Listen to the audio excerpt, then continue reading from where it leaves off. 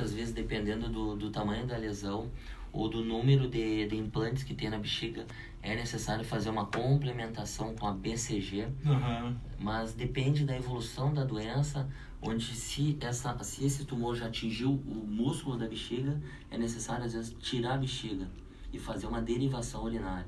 Então é um tumor extremamente agressivo. É bastante agressiva. Bastante agressivo.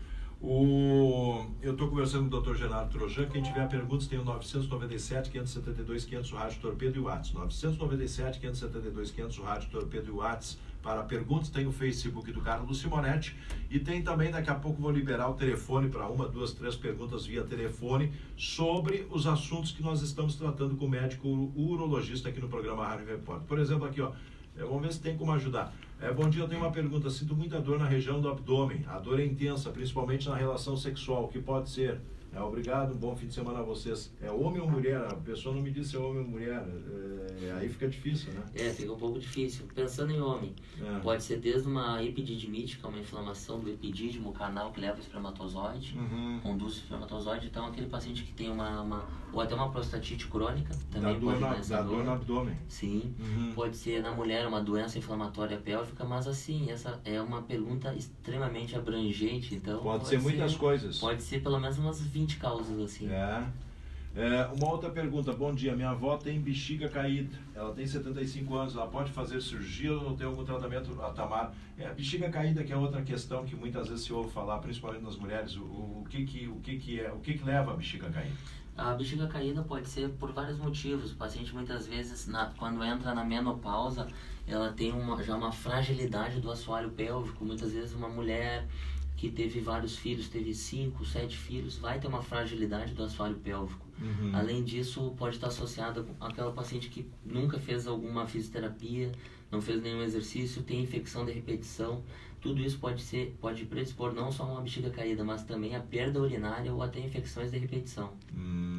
Tá, e aí no caso, a avó dela tem 75 anos, ela pode fazer só cirurgia ou tem algum tratamento que ela perguntou? Ela pode, depende do grau de cistocele, que é a bexiga caída.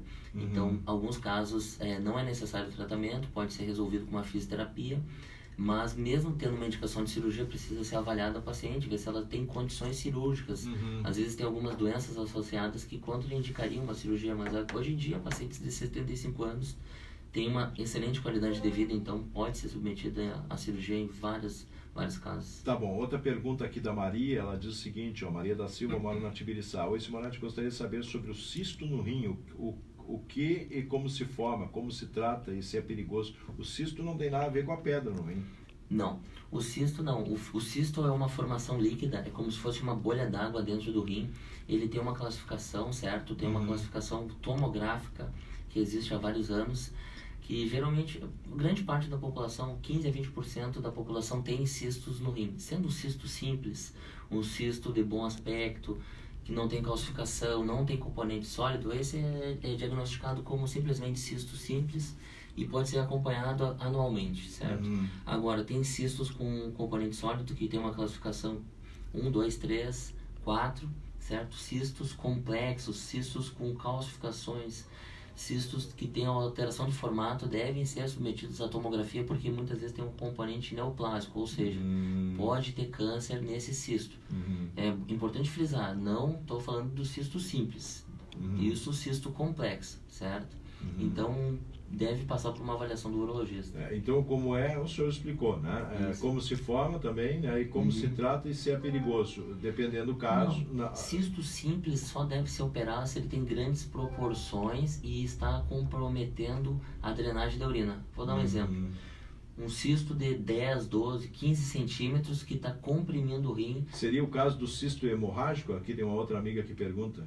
Não é comum ter cistos hemorrágicos, a não ser que o paciente tenha, às vezes, algum traumatismo renal. Exemplo, o paciente estava andando a cavalo, caiu do cavalo e teve uma fístula, uma comunicação da artéria com o cisto. Então pode se tornar um cisto hemorrágico. E esse cisto pode ter que ser submetido à cirurgia, mas nem todo.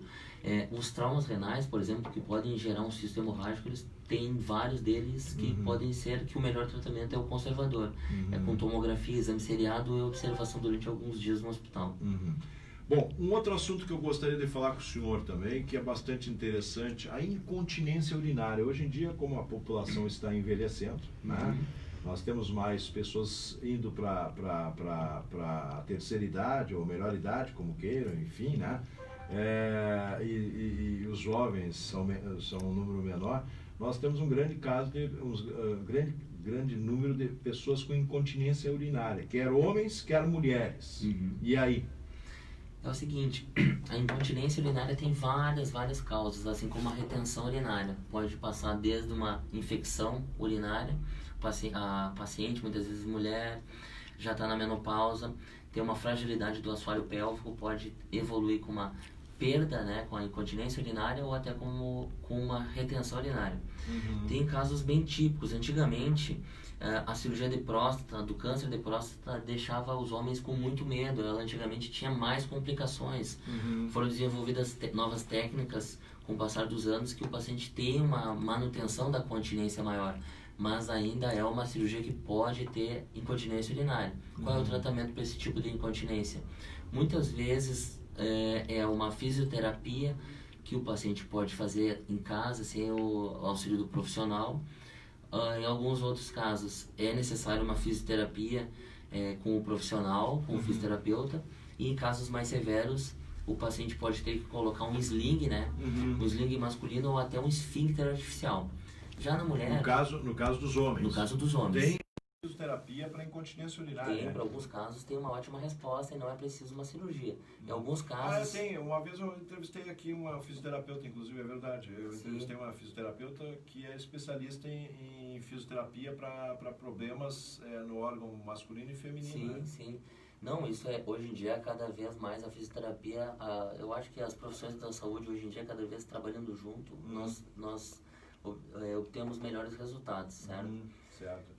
E no caso das mulheres? No caso das mulheres, é importante ver o tipo a causa, se é uma incontinência de esforço, certo? Se é uma incontinência de urgência ou se é uma incontinência mista. Então, é importante um estudo urodinâmico, que é um procedimento que a história clínica já nos direciona, já nos dá um norte para avaliar. Mas a incontinência urinária, a partir do momento que ela começa a ocorrer em homens e mulheres, ela só é tratada com fisioterapia, com alguma cirurgia, ou também pode ser tratada com algum medicamento, doutor Gerardo? Pode ser tratada com algum medicamento. Por exemplo, o paciente que tem uma incontinência de urgência, aquele paciente que acaba perdendo urina, tem que ir correndo urinar, muitas vezes ele pode ser tratado com algum medicamento, sim.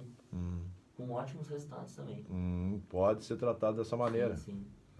Sim. Já incontinência, por exemplo, pacientes com a mulher com fragilidade do assoalho pélvico, com problema do períneo, já teve vários filhos, muitas vezes ela também pode ser beneficiada com uma cirurgia de sling feminino, certo? Então existem inúmeras causas de incontinência urinária. E eu acho que aqui tem até uma pergunta nesse sentido. Bom dia, Simonetti. Queria saber se exercícios do canal vaginal com cone são válidos para escapes de urina. A Adriane está perguntando. Sim. Cada caso é um caso, né? Dependendo do caso, pode ter benefício, sim. Outra pergunta que chega. Bom dia, eu tenho muita dor na região da coluna e me dói a coxa direita. Será que é pedra nos rins? Geralmente a pedra no rim, ela dá uma dor nas costas, não bem na coluna, um pouco mais lateral, digamos que 2, 3 dedos para a parte lateral. E além disso, ela dá dor na face interna, anterior da coxa. Geralmente uma dor bem no meio das costas, com dor na coxa, na parte posterior, ou seja, na parte de trás da coxa, está mais associada à compressão nervosa. Certo. Outra pergunta que chega aqui: quem já fez o procedimento de bexiga há 20 anos? Fez a BCG, daí agora voltou, já fez a raspagem, daí agora estamos esperando o resultado da biópsia. Será necessário fazer BCG novamente? O José pergunta. Depende do resultado da biópsia. Se não houver, geralmente existe um número de ciclos da BCG. Se o paciente não teve uma resposta na BCG, hoje em dia existe a proposta de usar gencitabina, mas se o paciente não respondeu bem a BCG, ou teve retorno da doença mesmo em vigência da BCG, muitas vezes já tem uma indicação de cirurgia mais radical, de cistectomia radical. Outra pergunta que chega aqui, nós não entramos ainda nesse assunto, mas já que fizeram a pergunta, vamos adiantando.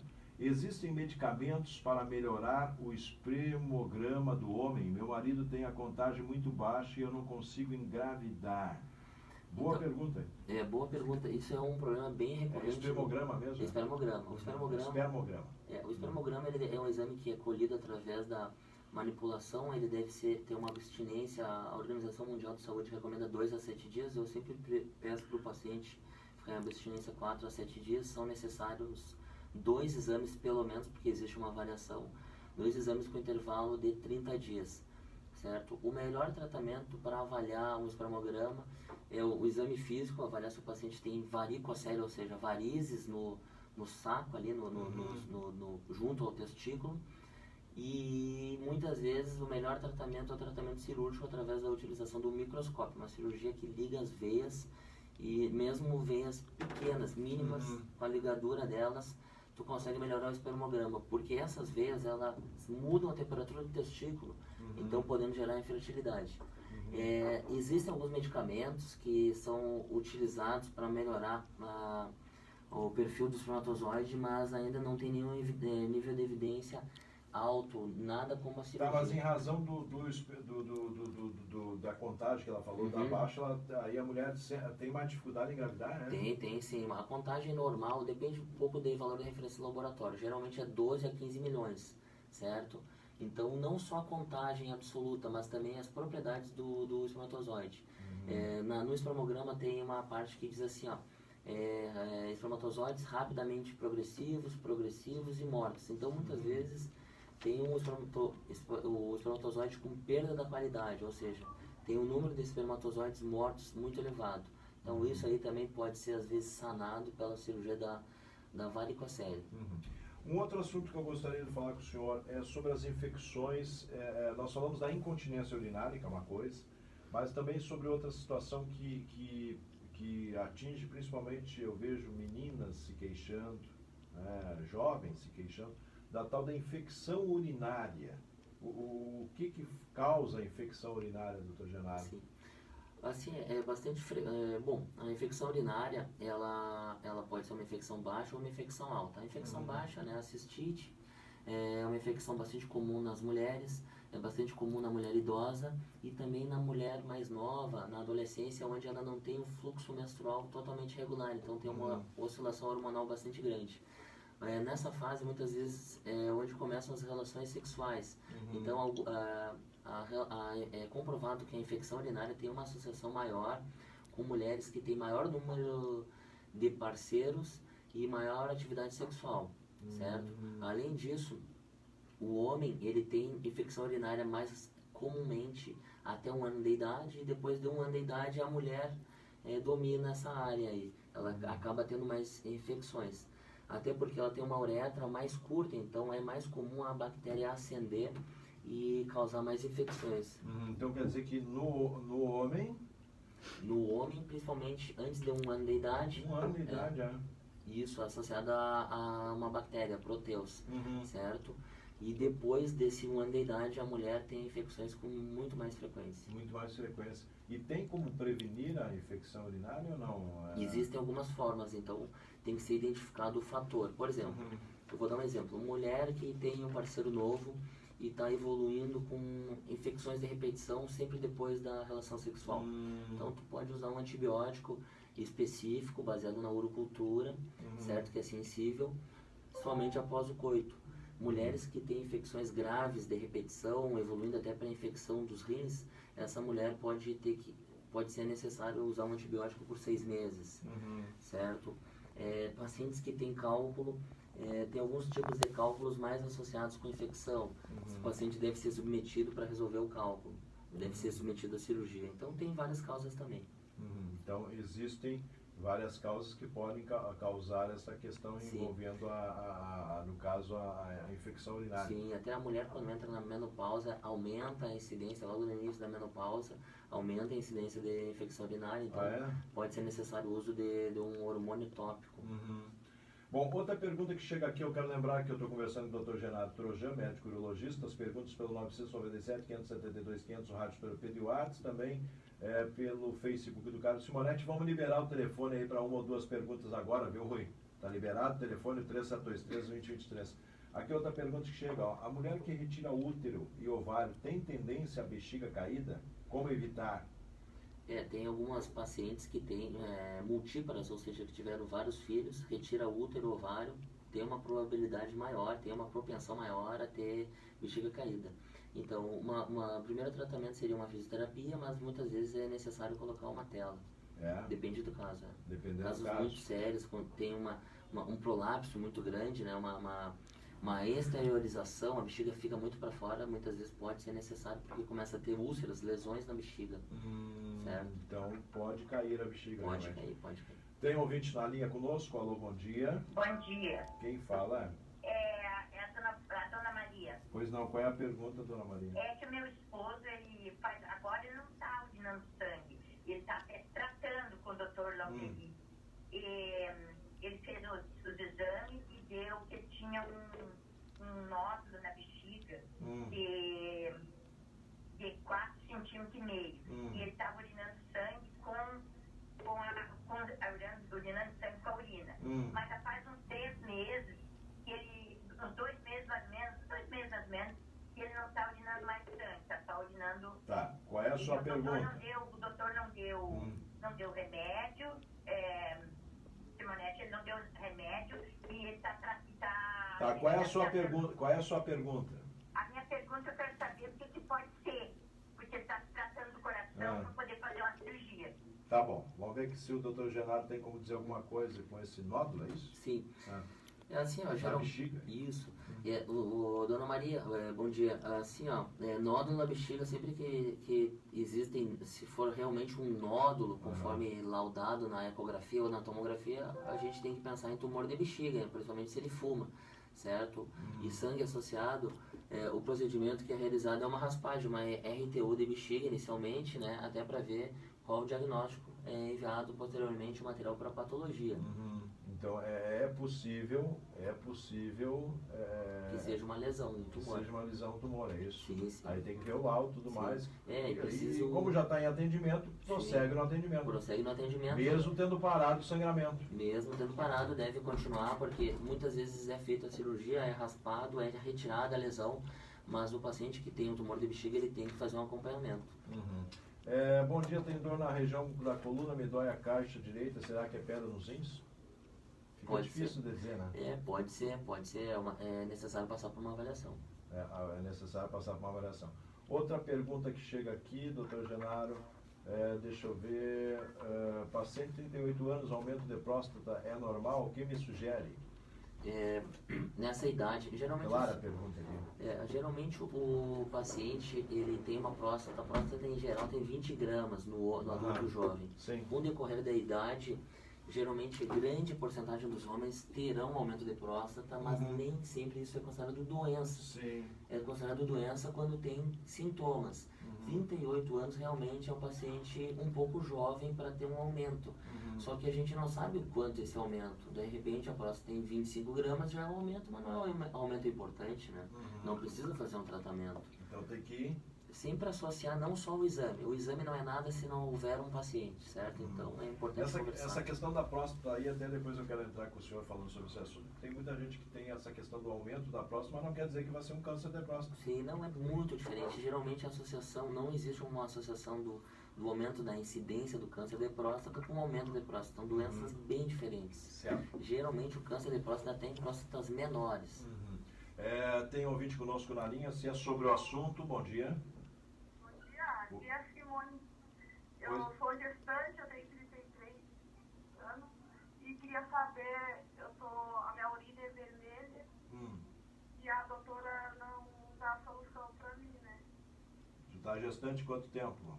Eu tô com 5 meses. 5 meses. E tem urinado, a tua urina tem sido vermelha, é isso? É, só vermelha.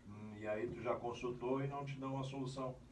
Não, nunca me deu uma solução. Aí eu falo com ela, ela diz só depois que o bebê nascer que ela vai achar. Tá, vamos ver o que o doutor Genaro pode te aconselhar aí, tá bom, minha amiga? Um abraço. Urina vermelha para quem é gestante. A gestação sempre é uma situação mais preocupante um pouco, né? Por exemplo, na gestação a gente deve evitar ao máximo fazer um raio-x e uma tomografia. Então fica um pouco mais restrito o diagnóstico, mas a gente pode usar outros meios. Podemos fazer um exame de sangue, um exame de urina e além disso fazer uma ecografia. Numa gestante a gente pensa num adulto jovem, certo? Então vamos pensar o seguinte, vamos supor, um exemplo, paciente de 30 anos está gestando, tá ok? Então faz um ultrassom, tem uma pedra, se ele não está incomodando, se está saindo só sangue, procura não mexer, não manipula, espera o final da gestação. É uma urgência, já aconteceu comigo isso. Tu não vai fazer a cirurgia para resolver a pedra com um laser numa gestação. Pode ser uma pedra, né? Pode ser uma pedra. Porque o laser durante a gestação ele pode causar problemas para o feto. Então tu no máximo passa um catéter para drenar a urina e assim que o paciente ter o bebê resolve, faz a cirurgia e resolve. Outras coisas, já aconteceu isso comigo, às vezes identificar se realmente é um sangramento que vem da vagina ou que vem da uretra, do canal da urina. Muitas vezes a mulher se limpa e acha que o sangue é da urina, mas não, na verdade é da vagina. Tá? Então tem que observar tem que observar tudo isso daí numa consulta. Outra pergunta que chega aqui, ó, tenho urocefrose no rim esquerdo, é caso de cirurgia? O que é urocefrose? Possivelmente isso é uma uronefrose. Uronefrose. Nefrose. Eu vi como mandaram a mensagem. Claro. O que é a nefrose, na verdade? É uma inflamação associada muitas vezes a uma obstrução. Dependendo do caso, se é uma uronefrose inicial, é interessante resolver drenar o rim, porque uma obstrução do rim de longa data vai gerar uma perda do rim. Sempre não existe uma estimativa totalmente precisa, mas é dito que uma pedra, né, um cálculo pode dar muitas vezes uma uronefrose. Obstruções maiores do que 15 dias devem ser tratadas. E obstruções por um tempo maior do que 4 semanas já gera uma perda renal que não vai, mesmo tratando, não vai ter retorno. O paciente a partir de 4 semanas já vai ter problemas crônicos devido a essa obstrução. Certo. Bom, doutor, para nós finalizar, 2 assuntos que eu considero importantes. Primeiro, tem aumentado o número de homens que buscam um urologista para fazer a vasectomia. Sim. E assim como o senhor também me disse aqui que tem aumentado o número de homens que buscam um urologista e homens novos, jovens, em razão da impotência sexual. Vamos falar sobre vasectomia primeiro. Certo. A vasectomia hoje que é uma cirurgia ambulatorial, é simples, é isso? Sim. A vasectomia é uma cirurgia que liga os ductos deferentes, tá? Que, digamos assim, corta o cordão ali que conduz o espermatozoide. É uma cirurgia simples, é feita ambulatorial, ou seja, o paciente chega no bloco cirúrgico ou numa sala de cirurgia ambulatorial, digamos assim. É um procedimento que dura meia hora, 40 minutos. Pode ser feito com bloqueio ali, com anestesia local ou com uma sedação associada à anestesia local ou até com uma raquianestesia. O paciente faz o procedimento, 2 horas depois vai para casa. Certo? É um procedimento que está cada dia sendo mais recomendado. Por quê? Porque é um procedimento de pequena complexidade. É muito mais fácil o homem fazer esse procedimento do que a mulher ser submetida a uma laqueadura. Ok? Ela deve ser feita conforme... Ou a mulher ser submetida a uma laqueadura ou tomar a pílula o resto da vida. Sim. Ou usar DIU, ou usar isso, ou usar aquilo. Hoje em dia a gente sabe que a pílula, não vamos tirar a importância da pílula, né? Mas ela realmente traz traz alguns efeitos colaterais, desde o inchaço, a mulher reclama que está mais inchada, que está gorda, dor de cabeça crônica, se ela tem alguma lesão no fígado, pode aumentar. Então é muito mais fácil o homem fazer uma vasectomia, certo? Então hoje é uma cirurgia simples que tu faz em 30 minutos, 2 horas depois está de alta já. 2 horas depois está de alta, não causa impotência, não causa outras complicações e o homem depois de 3 meses ou 25 ejaculações está liberado para não usar mais o preservativo. Tá, mas essa cirurgia de vasectomia, ela pode ser feita por qualquer homem ou tem alguns requisitos? Tem alguns requisitos. Depois requisitos. Lá é irreversível, né? Isso. É uma cirurgia que até pode ser feita a reversão, mas não 30 a 50% dos casos só a gente consegue fazer a reversão. É uma cirurgia mais complexa. É uma cirurgia muito delicada, é uma cirurgia que é feita com fio praticamente a reversão no caso, né? Que parece um fio de cabelo muito fininho, feita com um microscópio, não é todo mundo que domina essa técnica. Então, é uma técnica, teoricamente, se tu faz uma vasectomia, é para não reverter depois. Então, o que o Ministério da Saúde recomenda e solicita? Que o paciente tenha consultado, aguarde 60 dias e tenha prole constituído. O que é isso? Tenha já uma família definida, já tenha no mínimo 2 filhos. Mas isso é uma regra? Não, não é uma regra. Se o paciente tem interesse em fazer a vasectomia, ele tem o direito, ele deve passar por uma avaliação psicológica. Não interessa a idade, não interessa se, por exemplo, se o cara tem lá seus 20 anos, não quer ter filho o resto da vida. Não quer ter filho. Pode fazer. Pode, desde que ele passe por uma avaliação psicológica ou uma avaliação psiquiátrica para determinar que ele realmente está com o seu juízo perfeito e pode ser submetido a essa cirurgia. Então hoje qualquer homem pode fazer uma vasectomia. Sim. Essa exceção que eu falei é mais para cirurgias do SUS que o Ministério da Saúde solicita. É uma coisa pontual. Certo? E cada vez mais estão fazendo vasectomia. Cada vez mais é muito comum fazer uma por semana, pelo menos, uma cirurgia por semana. Os homens têm procurado bastante, é uma técnica segura e melhora a qualidade de vida da companheira. Então, vasectomia hoje é uma cirurgia simples, rápida, né? E que não traz problemas nenhum. Simples, rápida, de baixo custo e que traz, são raras complicações. Tá certo. Aqui, ó, o doutor faz vasectomia? Faz, né? Justamente por isso que eu estou conversando com ele também, né? Aí ela está me perguntando... Eu dou toda a ficha técnica aqui, né? Outra pergunta aqui, bom dia, acho que não é o assunto de hoje, mas estou muito agoniada. Tive uma perda de uma bebê há 2 semanas, os exames mostrou assim, inserção trofoblástica usual. O que significa? Na verdade, esse é um assunto que deve ser discutido com o gineco, né? Se teve uma perda do bebê, não é raro ter perda, muitas vezes a gente... O que é essa inserção trofoblástica? Possivelmente é uma inserção anormal, na verdade. De alguma coisa. Do óvulo. Mas isso deve ser falado com o gineco. Ginecologista. Tá, outro assunto, doutor, antes de nós finalizarmos, impotência sexual. O senhor está me dizendo que está preocupado porque cada vez mais homens jovens... A impotência sexual, primeiro, só dá em homem ou dá uma mulher também tem impotência sexual? Não, a impotência ela está mais ligada ao homem. A mulher é mais o libido. É mais o libido. Hoje o nome é libido. Libido. Então, o que acontece? Muitas vezes, isso sempre era mais associado ao paciente mais idoso, ao homem mais idoso, que evoluía com a dificuldade para ter ereção, ou seja, para manter o pênis ereto, mas nem sempre uma ereção prolongada. Muitas vezes o paciente perdia a ereção no meio da relação. Tá? Então, existem inúmeras causas, mas eu vou tentar citar, ser mais breve, citar as principais.